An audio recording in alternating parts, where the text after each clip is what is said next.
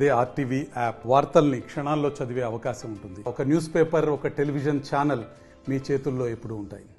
విశాఖలో 22వ వార్డులో చిరు వ్యాపారులు, తోపుడు బంధువుల వ్యాపారులని అర్ధాంతరంగా వాళ్ళని తీయించి వాళ్ళ బళ్ళుని ధ్వంసం చేశారని చెప్పి ఆ వార్డు వ్యాపారులు అయితే గొగ్గోలు పెడుతున్నారు, ఆందోళన అయితే చేస్తున్నారు. విశాఖ జీవీఎంసీ గాంధీ విగ్రహం వద్ద అయితే ఆందోళన చేస్తున్నారు. అయితే ప్రధానంగా ఎంతటికీ కారణం లోకల్ కార్పొరేటర్ చేస్తున్నాడు. కార్పొరేటర్ మొత్తం అంతా అందరితోని కుమ్మక్కయ్యి వీళ్ళందరినీ, వీళ్ళ వ్యాపారాలని వీళ్ళు పొట్టలు కొడుతున్నారని చెప్పి వీళ్ళు మొన్న 10 రోజుల నుంచి ఆందోళన చేస్తున్నారు. అయితే ఇక్కడ దీనిపై మనతో పాటు వీళ్ళందరికీ వెనుదన్నుగా ఉన్న లాయర్ బల్కా శ్రీరామూర్తి గారు ఉన్నారు. సార్ చెప్పండి, ఏం చెప్తారు మీరు? మున్సిపల్ అధికారులు తీసుకున్న చర్య చట్ట వ్యతిరేక చర్య అండి. ఎందుకంటే సుప్రీంకోర్టు 2014లో కేంద్ర ప్రభుత్వం స్ట్రీట్ వెండర్ యాక్ట్ అని చెప్పేసి ఒక యాక్ట్ పెట్టింది. ఈ యాక్ట్ ప్రకారంగా ప్రతి ఒక్క వ్యక్తులు కూడా, ఎంప్లాయ్మెంట్ లేని వాళ్ళు ఎవరందరూ కూడా వాళ్ళ సెల్ఫ్ ఎంప్లాయ్మెంట్ తోటి ప్రభుత్వానికి వ్యతిరేకంగా కాకుండా within the limits of municipal law ప్రకారంగా వాళ్ళు వ్యాపారాలు చేసుకోవచ్చు, అలాగే వాళ్ళ జీవనాన్ని సాగించవచ్చు. వాళ్ళు ఆ విధంగా చేస్తున్నారు, లీగల్గా చేస్తున్న బిజినెస్ని ఈ రోజున శనివారం తెల్లవారుజామున 3:30-4 గంటలకు వచ్చి వాళ్ళ యొక్క జీవనం సాగిస్తున్న బళ్ళు, తోపుడు బళ్ళు ఏవైతే ఉన్నాయో వాటిలన్నీ కూడా మున్సిపల్ అధికారులు 5 లక్షల రూపాయలు ఖర్చు పెట్టి ప్రోకలన్నీ తెచ్చారు, లారీలు తెచ్చి వీళ్ళ బళ్ళులన్నీ కూడా ధ్వంసం చేశారు. అలాగే వీళ్ళకి జీవనోపాధి లేకుండా చేశారు. అది చట్టరీత్యా నేరం. ఎందుకంటే మున్సిపల్ లా ప్రకారంగా అయితే ఉదయం 6 తర్వాత సాయంత్రం 6 లోపు చేయాలి చర్యలు ఏదైనా చేయతా, అది కూడా నోటీస్ ఇచ్చి చేయాలి. వీళ్ళు ఏ విధమైన నోటీస్ ఇవ్వకుండా టైము తెల్లవారు 3 గంటలకి వచ్చి ప్రోకలైన్లు, లారీలు వచ్చేటప్పుడు అక్కడ ఉన్న ప్రజలందరూ భయభ్రాంతికి గురయ్యారు. చిమ్మ సీకలుగా ఉంది అక్కడ. ఎందుకంటే ఆ వార్డులోని ఎక్కడో లైట్లు లేవు, రోడ్లు బాగోలేవు, కాలువలు అయితే అసలు బాగోలేవు, కంపు కొడుతుంది. వాళ్ళు ఆ విధంగా కార్పొరేటర్ అవిబాగు చేయడం మనిషి మున్సిపల్ అధికారులతో కుమ్మక్క అయిపోయి వీళ్ళ యొక్క బళ్ళుని ఎరగొట్టడం అనేది చట్టరీత్యా నేరం. కాబట్టి తక్షణమే మున్సిపల్ కార్పొరేటర్ ఎవరైతే పెట్టారో, రిట్ పిటిషన్ ఎవరైతే వేశారో ఆయన్ని తక్షణమే అరెస్ట్ చేయాలి, ఆయన్ని పదవి నుంచి సస్పెండ్ చేయాలి. అలాగే కార్పొరేటర్కి సహకరించిన మున్సిపల్ అధికారులు ఎవరైతే ఉన్నారో చట్ట వ్యతిరేకంగా వెళ్ళిన అధికారులు ఎవరైతే ఉన్నారో వాళ్ళందరినీ కూడా సస్పెండ్ చేయాలని చెప్పేసి మేము డిమాండ్ చేస్తున్నాం.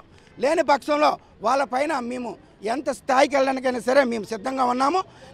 ఇంకొక విషయం ఏంటంటే, ఇన్ కేసు వీళ్ళకి ఎంప్లాయ్మెంట్ లేనట్టయితే వీళ్ళు సంఘ విద్రోహ శక్తుల కింద తయారవుతారు. అది గుర్తుపెట్టుకోండి మీరు. లేని పక్షులు, వాళ్ళకి ఉపాధి లేని పక్షులు వాళ్ళు ఏం చేస్తారు? దొంగతనాలు పాల్పడతారు, దోపిడీలు పాల్పడతారు.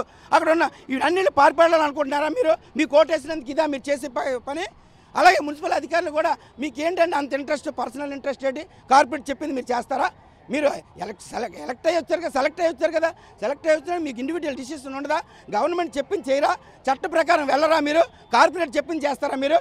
చట్ట ప్రకారం మీరు వెళ్ళాలి. మున్సిపల్ అధికారులందరూ కూడా నేను హెచ్చరిస్తున్నాను. ఎందుకంటే మీకు ఒక చట్టం ఉంటుంది, దాని ప్రకారంగా మీరు వెళ్ళాలి తప్ప కార్పొరేట్ చెప్పింది నువ్వు చేయడానికి లేదు.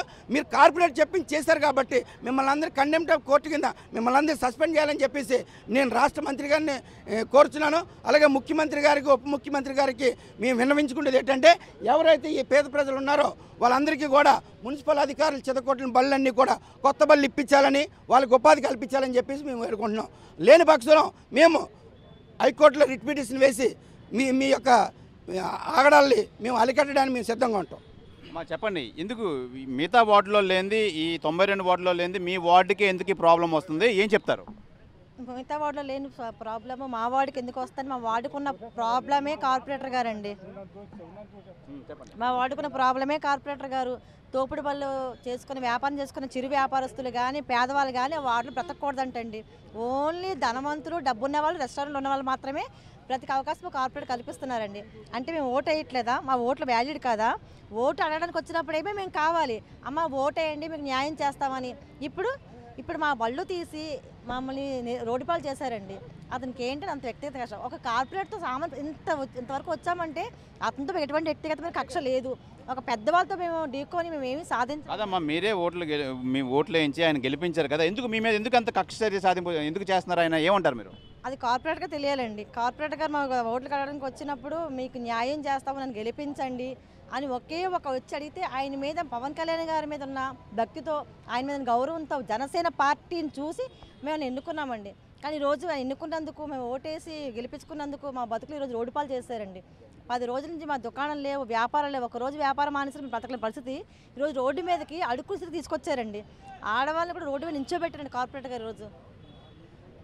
చెప్పండి, ఏం చెప్తారు? ఫైనల్గా ఎలాంటి న్యాయం కావాలి మీకు? యాక్చువల్లీ కార్పొరేటర్ చేయాల్సిన పని ఏంటి సార్?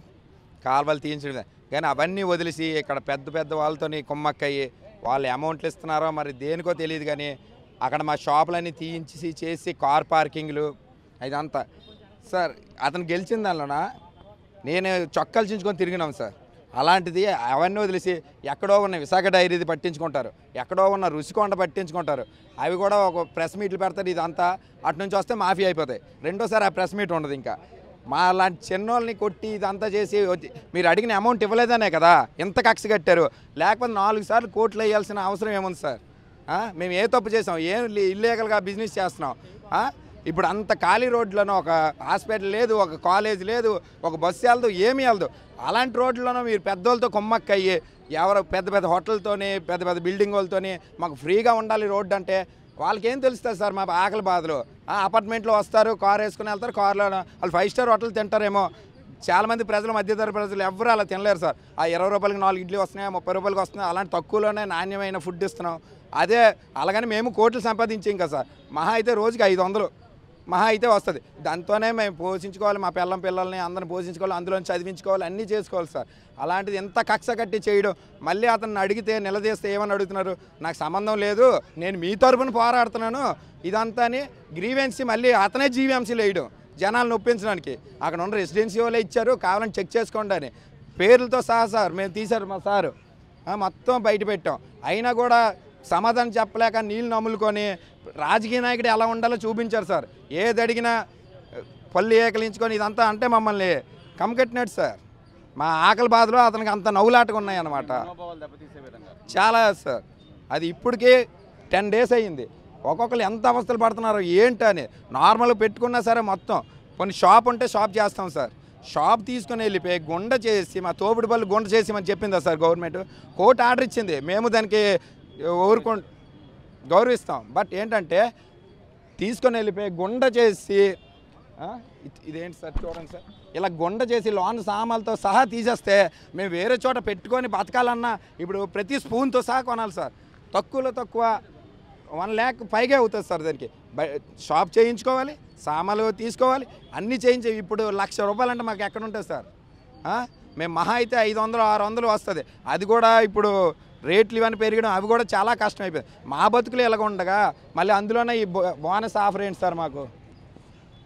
అయితే ప్రధానంగా ఈ 22వ వార్డు చిరు వ్యాపారులు అయితే ఆందోళన వ్యక్తం చేస్తున్నారు. మా కార్పొరేటర్ మా మీద కక్ష కట్టారు, అలాగే రోడ్డున పడ్డ చిరు వ్యాపారస్తులు పాలకులు ఆదుకోవాలని చెప్పి ప్రధానంగా వీళ్ళైతే డిమాండ్ చేస్తున్నారు. అయితే మేమే దగ్గరుండి గెలిపించిన మా నాయకుడు మాకు ఇలా చేయడం అనేది మేము చాలా జీర్ణించుకోలేకపోతున్నాం. పిచ్చుకు మీద బ్రహ్మాస్త్రంలా వ్యవహరిస్తున్నారు మా 22వ వార్డు కార్పొరేటర్. ఏదేమైనా ప్రభుత్వం దీనిపై చర్యలు తీసుకొని మమ్మల్ని అందరినీ మేమంతా వీధిని పడకుండా మమ్మల్ని కాపాడాలని చెప్పి వీళ్ళైతే ప్రభుత్వాన్ని అయితే అభ్యర్థిస్తున్నారు. కెమెరామెన్ అజయ్తో శివరామకృష్ణ టీవీ విశాఖపట్నం నుంచి. మరిన్ని వీడియోస్ కోసం ఛానల్ ని సబ్స్క్రైబ్ చేయండి, లేటెస్ట్ అప్డేట్స్ కోసం వాట్సాప్ ఛానల్ ని ఫాలో చేయండి అండ్ లింక్ డిస్క్రిప్షన్ లో ఉంది.